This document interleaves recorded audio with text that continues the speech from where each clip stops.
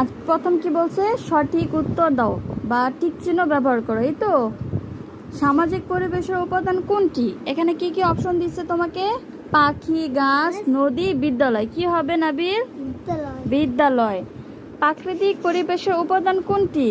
বাড়ি, গাছ, রাস্তা, সেতু। কোনটা হবে?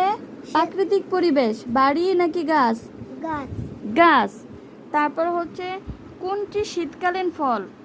আম, কাঁঠাল, কমলা। কোনটা হবে? কমলা। কোন ফলটি সারা বছর পাওয়া যায়? লিচু, কলা, আমড়া। কোনটা? কলা।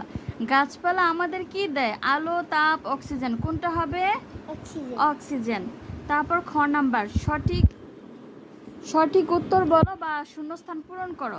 এখানে প্রথম প্রশ্নটা কি বলছে তোমাকে?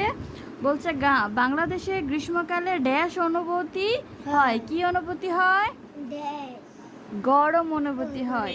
আচ্ছা, বাংলাদেশে গ্রীষ্মকালে কি অনুভূতি হয়? গরম অনুভূতি হয়। অতি বৃষ্টির কারণে কখনো কখনো কি হয়? বন্যা হয়। আমাদের সমাজে রয়েছে কৃষক, ব্যবসায়ী, শিক্ষক সহ বিভিন্ন পেশার মানুষ।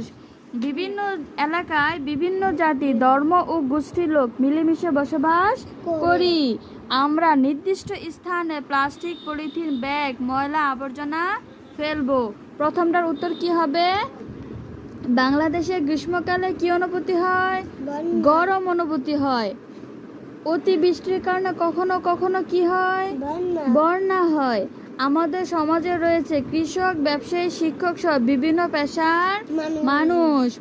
বিভিন্ন এলাকায় বিভিন্ন জাতি, ধর্ম ও গোষ্ঠীর লোক মিলেমিশে বসবাস করি। 5, আমরা নির্দিষ্ট স্থানে প্লাস্টিক, পলিথিন, ব্যাগ ও ময়লা আবর্জনা ফেলবো। কোথায় ফেলবো? নির্দিষ্ট স্থানে।